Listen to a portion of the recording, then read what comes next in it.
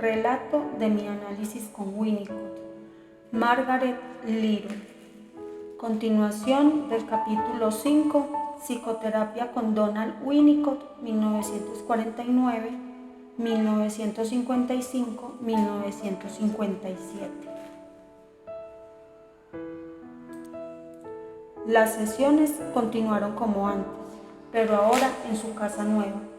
El análisis parecía interminable y culpaba a Donald Winnicott por mis fracasos, pero luego, en el verano de 1952, por primera vez en mi vida, exploté contra mi madre a causa de alguna de sus oposiciones a todo y de sus tonterías inteligentes. Le dije exactamente lo que sentía, que ella era cruel y ridícula, que no debió haberse casado o haber tenido hijos, y otras cosas de ese estilo, sin prestar atención al efecto que tenía en ella. El comentario de Winnicott fue: se lo debía a usted misma desde hace mucho tiempo. Fue una agresión espontánea muy importante que antes hubiese sido imposible, y aunque no volví a ver a mi madre hasta que estuvo por morir 2 años más tarde, nunca me arrepentí de lo que le dije. Llegaron mis vacaciones y las de Winnicott. Yo viajé al norte de Escocia, a un lugar en medio del campo, donde podía hacer caminatas en soledad. Mi madre me escribió planteándome una acusación desmedida.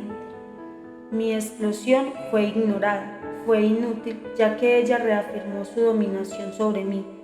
Escalé furiosamente un camino de montañas resbaloso y espinado en medio de una espesa niebla. Al día siguiente, aún llena de ira, me resbalé en el césped húmedo al salir del hotel, caí y me quebré el tobillo. De haber ocurrido el día anterior, hubiera permanecido toda la noche en la montaña hasta que hubiese podido encontrarme. Me llevaron al hospital, me enyesaron con un yeso liviano, me entablillaron. Le envié una postal a Winnicott para contarle lo de mi accidente, y él me respondió con un telegrama y una carta. El director médico del hospital fue de gran ayuda. Me habló de la depresión que trae la pérdida repentina de movimiento. Él la había sufrido, ya que de joven había tenido poliomielitis. 15 días después ya estaba comenzando a desplazarme y me dieron el alta. Pero luego se me presentó el problema de regresar a mi casa. Mi auto y todas mis pertenencias se encontraban a 95 kilómetros en una dirección, mientras que mi casa estaba a 950 kilómetros en la dirección contraria. Afortunadamente, 2 amigas que hice en el hotel vinieron a rescatarme.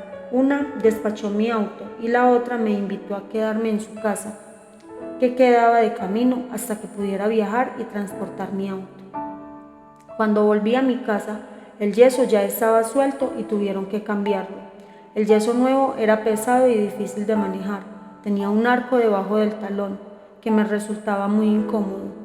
De modo que nuevamente mi movilidad se vio restringida. Solo podía desplazarme pesadamente.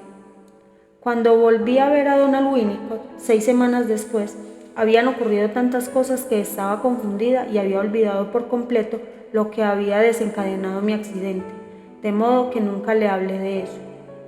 Él supuso que había sido debido a la transferencia, a causa de sus vacaciones. Ver la reacción de la señora Sharp ante mi duelo, y también que se había tratado de un intento suicida. Pude haber protestado, pero la reciente pérdida de la movilidad había renovado la depresión y supongo que sentía una culpa inconsciente por haber atacado verbalmente a mi madre, por haber rechazado su acusación y por el ataque físico que hubiera querido propinarle y que finalmente volví en mi contra. No tengo recuerdos del contenido del trabajo del año siguiente en análisis, de modo que pienso que proyecté mi confusión, etc., y Donald Winnicott debe haberse hecho cargo de ella. De lo contrario, resulta difícil entender lo que vino después, en particular porque la internación y la regresión que habían sido consecuencia del accidente aparentemente no fueron utilizadas tan exhaustivamente como hubiese correspondido. Ahora entiendo que algo debía romperse para librarme del dominio de mi madre y para destruir finalmente el ciclo de la repetición. Aquí cabe relatar dos recuerdos de mi infancia. Uno es el de mi madre sujetándome las muñecas y exclamando: «Debes controlarte», cuando en realidad ella me controlaba a mí. El segundo es de cuando tuve neumonía, enfermedad que resultó parte de una depresión temprana a los 5 años, producto de cambios masivos repentinos, incluyendo la mudanza a mi nueva casa, donde mi padre estaba a cargo de internos de un colegio. Por la noche había 19 chicos con los que no se me permitía hablar. Al mismo tiempo me cambiaron de jardín de infantes. No me gustaba el primero, pero el segundo lo detestaba.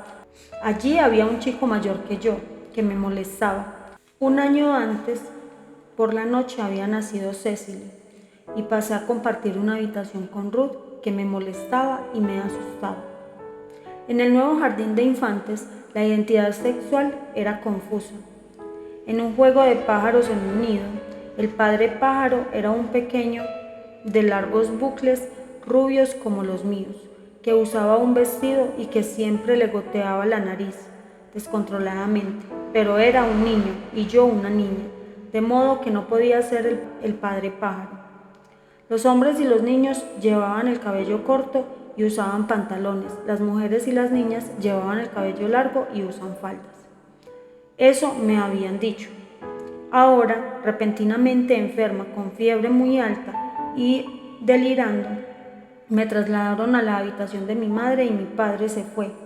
No pude recordar el contenido del delirio, pero supongo que debe de haber tenido que ver con estas cuestiones de libertad para ser yo misma y de identidad sexual. Lo que cuenta mi madre es que me pasaba día y noche aferrada a ella y que no le permitía marcharse. Winnicott comprendió que ella no te dejaría morir, que era cierto. Como supe más tarde, pero ahora diría que ella no me dejaría elegir si vivir o morir, debía vivir para ella. De modo que cuando ella reafirmó su dominio sobre mí tras mi explosión, algo debía romperse y fue mi propio tobillo. A mi regreso a Escocia me encontraba nuevamente con la pierna atada. La confusión entonces consistió en la repetición del delirio en el cual no podía distinguir entre mi madre y yo misma, y literalmente no sabía qué era ser yo misma. Al estar confundida no podía explicarle a Winnicott de qué se trataba o qué lo había provocado, al igual que no había podido hacerle entender a mi madre la confusión de cuando era niña, ni había podido dejar de vomitar. Entonces solo había podido estar enferma y amenazar con morir. Tampoco Donald Winnicott me permitió elegir entre la vida y la muerte, y tampoco notó que ya había optado inconscientemente al caer en un lugar donde caí. De modo que cuando se aproximaban las vacaciones del verano siguiente, Donald Winnicott me propuso internarme con mi consentimiento en un hospital para estar seguro de que no me suicidaría. Me eché sobre él furiosa. Creo que lo golpeé, aunque no estoy segura. Me sujetó las muñecas y me sostuvo, de modo que no lo lastime. Finalmente, estuve de acuerdo, siempre y cuando me asegurase que no me aplicarían electroshock, que tendría mi propia habitación, que podría marcharme si lo deseaba, hacer mi propia elección, y que él me llevaría hasta allí y me traería de regreso.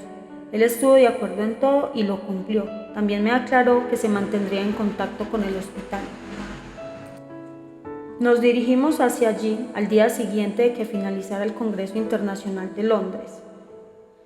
En el andén de la estación, él notó que me aferraba a su impermeable, aterrorizada.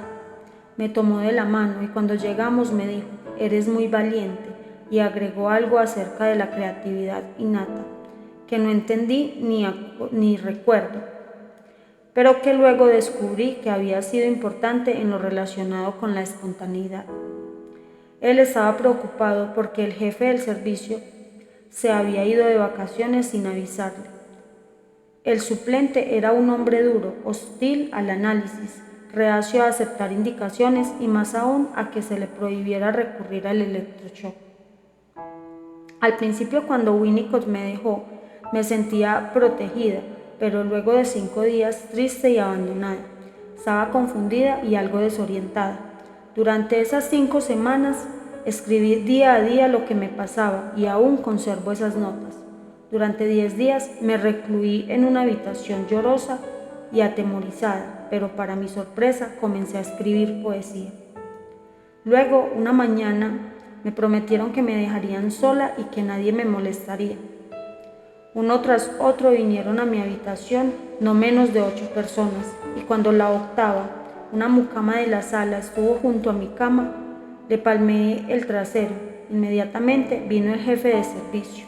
Sentí que me amenazó. Existen otras formas de tratar las enfermedades psíquicas además del análisis, que algunas veces resultan necesarias. Le recordé que tenía prohibido utilizar el electroshock. A la noche ya estaba furiosa.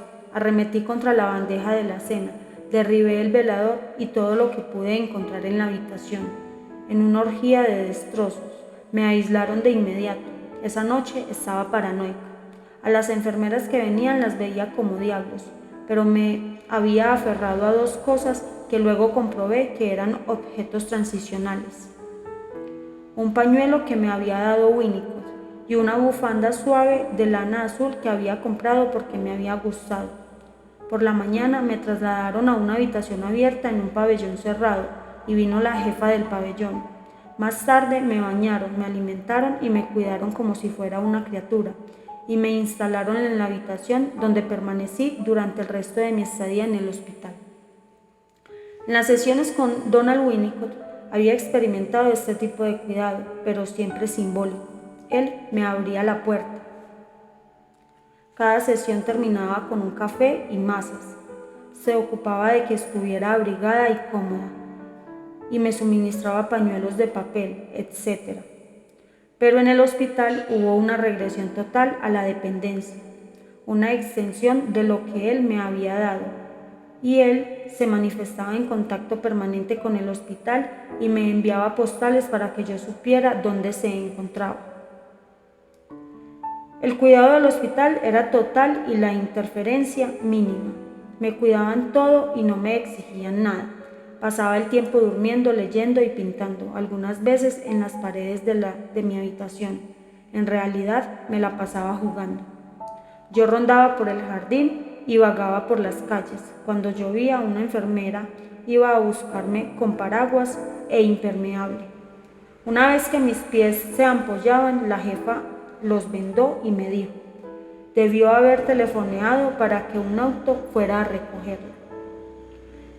Es posible que haya estado angustiada y molesta, pero en el lugar continuaba existiendo y sosteniéndome y cuidándome en calma y en apariencia imperturbable. En ese sentido, nada estaba más lejos del ambiente en el que había transcurrido mi infancia. Recuerdo un día en 1944 en que visitaba con Ruth a nuestros padres. No estuvimos sentados los 4 juntos más de 5 minutos. Siempre había algo que hacer o que ir a buscar. No pudo haber sido peor antes, pero en ese entonces no habría tenido la misma capacidad de ahora para afrontarlos. Nuevamente, algo se había roto, platos, una lámpara, etc. Pero no yo. Yo estaba en lo que había pasado a ser mi verdadera guardería, donde lo seguro era no tener control sobre uno mismo. Los límites eran amplios y flexibles. Psíquicamente era una extensión del consultorio de Donald Winnicott, donde alguna vez había roto un florero. Ahora se me aclaraba la elección entre la vida y la muerte. Ser o no ser. Al internarme Winnicott en el hospital se produjo una repetición de su reacción ante la rotura del florero, pero esta vez no se rompió el contacto como entonces, cuando él me dejó sola con el desastre que yo había provocado. Más tarde me di cuenta de que el desastre en sí mismo era una creación, ya que la destrucción y la creación son inseparables. Es imposible pintar un cuadro sin destruir la tela en blanco y los tubos de pintura, y todo tiene una ambivalencia. Porque nada vive si algo no muere, nada muere si algo no vive. Y el amor trae aparejada la destrucción. Si bien había muchas cosas que no agradaban respecto del hospital, en general el ambiente era amable y acogedor, y a veces hasta divertido. Una vez pinté un mar y agregué una enorme cabeza de monstruo emergiendo del agua, con ojos ardientes y mandíbulas feroces. Estaba colgado en mi habitación y el terapeuta ocupacional lo observaba de espaldas a mí. Una linda muestra de arte esquizofrénico, ¿verdad?, comenté. Salió disparado de la habitación y se precipitó por el corredor. La enfermera vino riendo entre dientes. «¿Qué le hizo al pobre señor Y?», preguntó. Parecía que lo perseguía el diablo, y reímos juntas. No de él, sino de mi pintura. La espontaneidad había vuelto. Bienvenida sea. Pero yo no podía aceptar vivir de ese modo durante mucho tiempo. El hecho de que tuviera que estar allí me deprimía aún más, y una vez, al ver una soga en el jardín, pensé nuevamente en el suicidio. De pronto me di cuenta de que no existía una solución verdadera, sino solo un acto verdaderamente loco y una victoria para el mundo de locura contra el cual había luchado toda mi vida y cuyas normas seguí con demasiada sumisión. Nunca volví a considerarlo y retorné de la regresión a la vida común. Comencé a trabajar 15 días después de mi regreso. Mi análisis había comenzado su tramo final. Tenía mucho para contarle a Donald Winnicott acerca del tiempo que pasé en el hospital. Trabajando a través de la experiencia, comentando acerca del contenido de mis pinturas y poemas, contándole acerca de mis juegos y mis fantasías, como un niño hubiera hecho con su madre. Aún permanecía despierta la mitad de la noche pintando cuadros salvajes y escribiendo poemas melancólicos. Donald Winnicott los miraba y los comentaba. No los criticaba ni emitía juicio alguno, solo decía lo que sentía. Y esto ocurrió antes de que me diera cuenta de que no debía destruir mis pinturas por el solo hecho de que a él no le agradaban. Tenía valor simplemente como creación, tanto para él como para mí. En algún punto de esta fase final, Winnicott me dio una interpretación especialmente importante que tuvo la misma calidad de revelación que había tenido su observación acerca del caos de mi madre. Me dijo que el temor a la aniquilación que sentía correspondía a la aniquilación que ya había ocurrido. Había sido psíquicamente aniquilada, pero físicamente había sobrevivido, y en este momento estaba reviviendo mi experiencia pasada. Pasó un tiempo hasta que me fue posible asimilarlo y utilizarlo. Aún hoy tiendo a olvidarlo en épocas de tensión, pero no bien recuerdo esa interpretación, alivia mi angustia. Era cierto que había sido aniquilada, incluso antes de existir. No era una persona con derechos propios, solo el apéndice de otra persona. Y de ese modo se me presentaba. Esta es mi hija, conocida como la hermana de Ruth, una de las 3 Margaret que había en mi clase y una de las 2 M. Little de la escuela. Mi segundo nombre, Isabel, tampoco servía para nada. Siempre I, inicial de Isabel y de yo, me decían. Y en un intento de deshacerme del egocentrismo, descarté la inicial y solo volví a usarla para diferenciarme de otra psiquiatra con el mismo nombre. Para ese entonces, la naturaleza de las sesiones había cambiado por completo, ya que habíamos trabajado tanto el dolor, la pena y la ira, que el juego, el ámbito de la creatividad, pudo tomar su lugar, y la relación que había aparecido años antes pudo desarrollarse.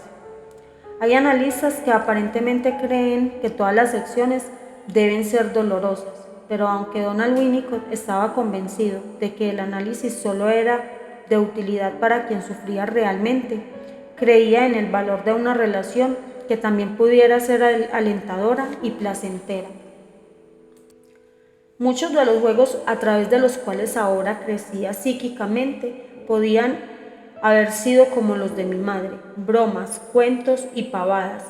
Una vez le pregunté por qué había elegido enrolarse en la marina y no en el ejército o en la fuerza aérea, porque el uniforme le hacía juego con los ojos azules. Chismes, información y discusiones serias acerca del análisis, pero estas cosas no eran utilizadas como defensa contra la angustia, para alejar la ira o la excitación, o para evitar el dolor o la tristeza haciéndome reír. No había imposición, podía tomarlas o no, dependía de mí. El hecho de ser humana era lo único importante y el juego era una parte esencial de la vida humana a cualquier edad. Donald Winnicott me dejaba entrever lo que un análisis como el mío exigía de él, exigencias que él estaba dispuesto a entender, y no solo bajo la condición de que el análisis resultara exitoso. Él debía soportar la angustia, la culpa, el dolor y la pena, inseguridad y la impotencia. Él debía soportar lo insoportable. No había defensa contra la paradoja o la ambivalencia, ya sea en el paciente o en él mismo. Me contó acerca de un paciente que durante varios meses había estado amenazando con suicidarse, hasta que tuvo que intentarlo. Finalmente se suicidó, inmediatamente y a su entender, por la razón equivocada, ya que sus instrucciones habían sido ignoradas. Antes de esto, él había pasado por un largo periodo de angustia y de culpa, ya que odiaba al paciente por hacerlo sufrir. Quería gritar, por Dios, hágalo de una vez. Cuando finalmente sucedió, sintió una culpa y una impotencia nuevas. Él debió haber podido evitarlo. Furia contra aquellos que no llevaron a cabo sus instrucciones y luego un profundo sentimiento de pérdida de alguien por quien se había preocupado tanto y en que había depositado tantos sentimientos. De todos modos, él explicó claramente que no había razón para sacrificarse si no se preocupaba por sí mismo, atendiendo a sus propias necesidades, tanto físicas como emocionales. No resultaría útil para nadie, ni siquiera para él mismo. De allí la importancia que le daba a su matrimonio, a las vacaciones, a la música, a los amigos, etc. Pude ver ciertos cambios en él, crecimiento y evolución, alteraciones en su forma de trabajar, cosas intangibles percibidas solo después de que ocurrieran. Una vez le dije que estaba arrepentida de no haber recurrido a él antes. Me respondió que él no hubiera podido llevar a cabo mi análisis antes. Al dejarme compartir algunas de estas cosas, me hacía sentir segura, incrementaba mi propio sentido de ser valorada y por consiguiente mi capacidad de estimarme a mí misma se consolidaba. Me di cuenta de que el Donald Winnicott que conocía era diferente del que conocían los demás. Aunque los demás conocieran algunos de los mismos aspectos de él, yo creaba una imagen de él que me era propia. Y esto era porque yo era diferente de los demás. Aunque pudiéramos parecer iguales, les daba a ellos sus valores y su realidad.